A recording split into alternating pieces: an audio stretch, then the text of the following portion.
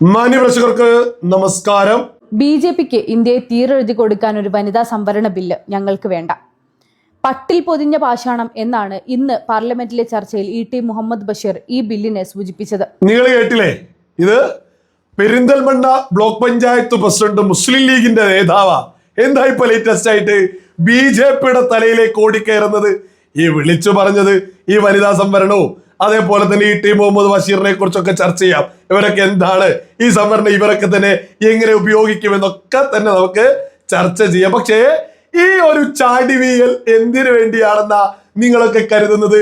സ്വന്തം അണികളെ ഒന്ന് പിടിച്ചു നിർത്താനാ? കാരണം മറ്റൊന്നല്ല, ഈ കഴിഞ്ഞ ദിവസം ലേറ്റസ്റ്റ് ആയിട്ട് വിഷു ഒന്ന് ഇത്തവണ ആഘോഷിച്ച് തന്റെ ഫേസ്ബുക്ക് പ്രൊഫൈലിൽ ഒരു പോസ്റ്റ് ചെയ്തു പോയി. എന്താ ചെയ്തത്? ഹൃദയം നിറഞ്ഞ വിശ്വാശംസകളൊന്ന് നേർന്നുപോയി. അതിനെ തുടർന്ന് മുസ്ലിം ലീഗിലെ പച്ചവർഗീയവാദികളിട്ട് പച്ചക്ക് വരെ തോന്നിയത് വിളിച്ചു പറഞ്ഞു പോവാ. കേരള ജനത ഒന്നടങ്കം കണ്ട് മുസ്ലിം ലീഗിന്റെ പച്ചവർഗീയത ഒരു വിശ്വാശംസ മുസ്ലിം ലീഗ് നേതാവ് അറിയിച്ചതോടുകൂടി അത് തെറിവിളികളാ. തെറിയൊന്നും നമ്മൾ എടുക്കുന്നില്ല, മറിച്ച് മാന്യമായിട്ട് വായിക്കാൻ പറ്റുന്ന ഒരു ഒറ്റ കമന്റ് ഉദാഹരണത്തിനൊന്ന് ഞാനൊന്ന് വായിച്ചേൽപ്പിക്കാം.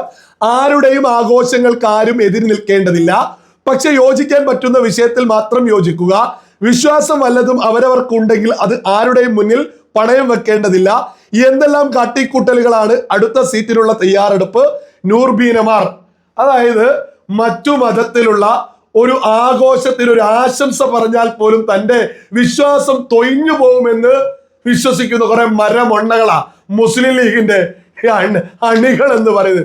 മാത്രമല്ല, ഇതൊക്കെ ഒരു മാന്യമായിട്ടൊരു എതിർത്ത് പച്ചവർഗീയത പുറത്തേക്ക് വിടുന്ന കുറച്ച് ആളുകൾ. അതേ സമയത്ത് ഇതിനേക്കാൾ രൂക്ഷമായിട്ട് വായിക്കാൻ പോലും പറ്റാത്ത രീതിയിൽ പച്ചവർഗീയത മുസ്ലിം ലീഗിന്റെ അണികൾ ഈ ഒരു വിഷയവുമായി ബന്ധപ്പെട്ട് മാത്രം വിളിച്ച് മുന്നോട്ട് വന്നിട്ടുണ്ട്. ഇത്തരം മുസ്ലിം ലീഗിന്റെ പച്ചവർഗീയവാദികളെ വളർത്തുന്നതിൽ പ്രധാന പങ്ക് വഹിക്കുന്ന ആള് കൂടിയാ ഈ പറയുന്ന ഈ ബ്ലോക്ക് പഞ്ചായത്തിന്റെ പ്രസിഡന്റ്, ഈ മുസ്ലിം ലീഗിന്റെ വനിതാ നേതാവ് എന്നൊക്കെ പറയുന്നത്.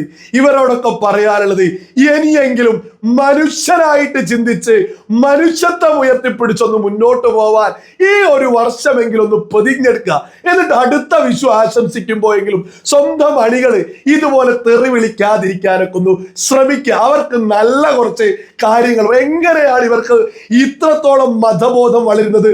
മുസ്ലിം ലീഗില് പച്ചവർഗീയവാദികൾക്കല്ലാതെ വിഷുവിനൊക്കെ തെറി വിളിക്കാൻ സാധിക്കൂ?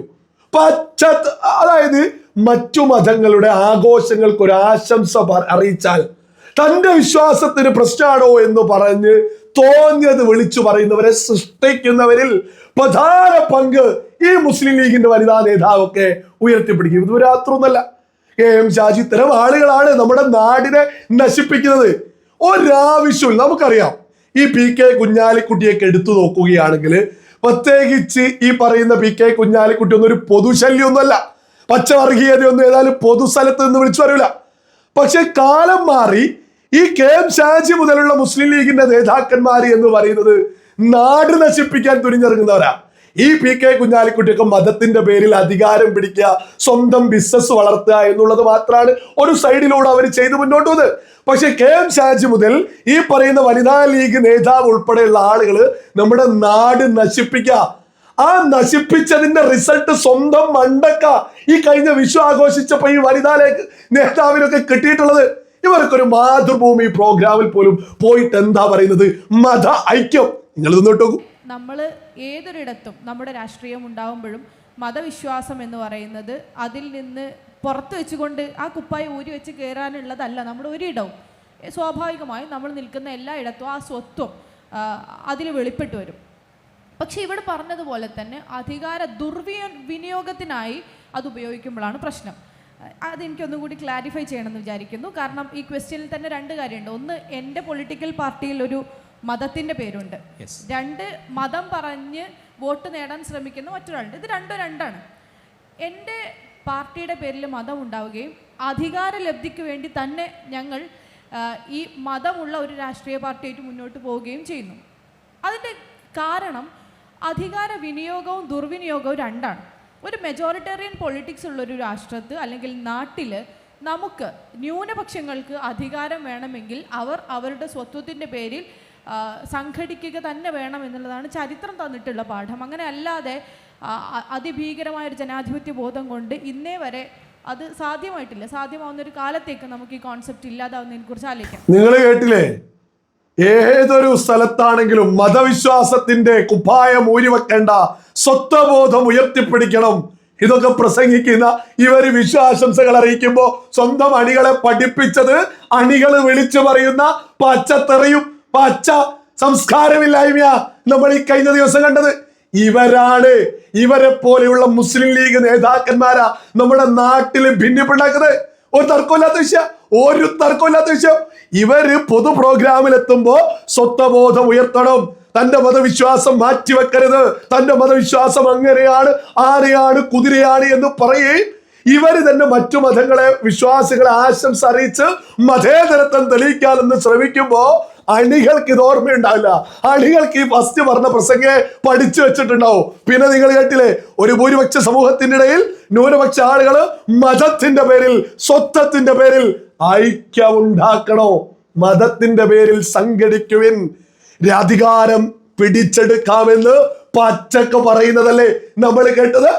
ഇത്തരം പ്രസംഗങ്ങളും ഇത്തരം അഭിമുഖങ്ങളും നടത്തുന്ന ഇവരുടെ അണികൾ ഇവരുടെ മണ്ടക്ക് തന്നെ കൊട്ടിയതാ നമ്മൾ ഈ കേട്ടിട്ടുള്ളത്. നമ്മൾ ഈ പറയുന്ന വിശ്വാസംസ ഇവർ അറിയിച്ചതിൽ കാണുന്ന തെറിവിളികളും പച്ചവർഗീയത എന്നുള്ളതൊക്കെ സകല മലയാളികളും തിരിച്ചറിയാം. പിന്നെ ഇവര് പറഞ്ഞല്ലോ വനിതാ സംവരണം, അത് BJPക്ക് തീരെ.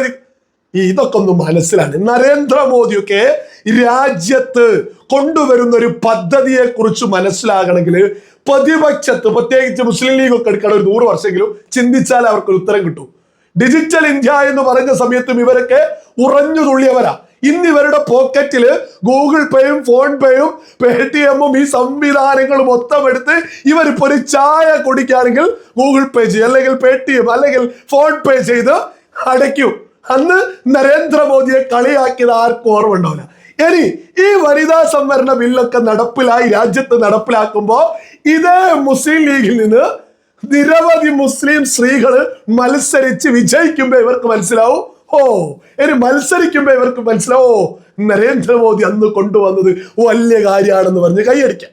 നമുക്ക് ഇവർക്കൊക്കെ മറുപടി അതിലപ്പുറം ഒന്നും പറയാം. നരേന്ദ്രമോദിയൊക്കെ ഇവിടെ രാജ്യത്ത് നടപ്പിലാക്കുന്നതൊക്കെ മനസ്സിലാക്കണമെങ്കിൽ ഏറ്റവും ചുരുങ്ങിയത് കുറച്ച് പതിറ്റാണ്ടുകൾ പ്രതിപക്ഷമൊക്കെ മുന്നോട്ട് പോയാൽ അവർക്ക് മനസ്സിലാക്കാൻ സാധിക്കും. ഇ.ടി. മുഹമ്മദ് ബഷീർ എന്തോ ഭാഷാളത്തിൽ പട്ടിൽ പൊറിഞ്ഞ ഭാഷ. ഇ.ടി. മുഹമ്മദ് ബഷീർ എന്നൊക്കെ പറഞ്ഞാൽ ആരാണ്? ഇവിടെ എങ്ങനെയാ ജനപ്രതിനിധി? അത് ഒരു മതത്തിന്റെ പേരിൽ ആ മതത്തിൽപ്പെട്ട ഭൂരിപക്ഷം ആളുകളുള്ള ഒരു സ്ഥലത്ത് പോയിട്ട് മതം പറഞ്ഞ് ജയിച്ചു പോകുന്ന ആളുള്ള ഡയലോഗൊക്കെ അവിടെ ആര് നിന്നാലും മതത്തിന്റെ പേരിൽ ആ മുസ്ലിം ലീഗായിട്ട് ആര് മത്സരിച്ചാലും ജയിക്കൂലേ? എന്നിട്ട് അവരൊക്കെ പറയുന്ന വലിയ സംഭവമാന്നൊക്കെ അത് മുസ്ലിം ലീഗിന്റെ പോക്കറ്റിൽ 4 ആയിട്ട് അങ്ങ് മടക്കി വെച്ചാൽ മതി. പിന്നെ BJPക്കെതിരെ വനിതാ സംവരണ ബില്ല് സകലത്തിനുമെതിരെ ചാടി വീണത് മറ്റൊന്നല്ല, സ്വന്തം അണികളെ ഒന്ന് ഒരുമിച്ച് നിർത്താൻ വേണ്ടിയിട്ടുള്ള ഒരു കാട്ടിക്കൂട്ടലാ. പിന്നെ നരേന്ദ്രമോദിയും കേന്ദ്ര സർക്കാരും രാജ്യത്ത് നടപ്പിലാക്കുന്നത് മനസ്സിലാകണമെങ്കിൽ തന്നെ ഏറ്റവും കുറഞ്ഞത് കുറച്ച് പതിറ്റാണ്ടുകളെങ്കിലും മുന്നോട്ട് പോയാലും മുസ്ലിം ലീഗിന്റെ അണികൾക്കൊക്കെ മനസ്സിലാക്കി. ഇതൊക്കെ മുസ്ലിം സ്ത്രീകൾക്കും മുസ്ലിം ലീഗിന് എത്ര വനിതകളാ മത്സരിച്ച 2 ആളോ ഇത്തവണ, അടുത്ത തവണ അത് മാറും, ഈ എണ്ണം കൂടും. ഇതൊക്കെ മുസ്ലിം സ്ത്രീകൾക്ക് കൂടിയാണ് ഉന്നമനം ഉണ്ടാവുന്നത്. ഇതൊക്കെ ഇവർക്ക് മനസ്സിലാകണമെങ്കിൽ കുറച്ച് വർഷം കഴിയും എന്നുള്ളതും സകലരും തിരിച്ചറിയുക.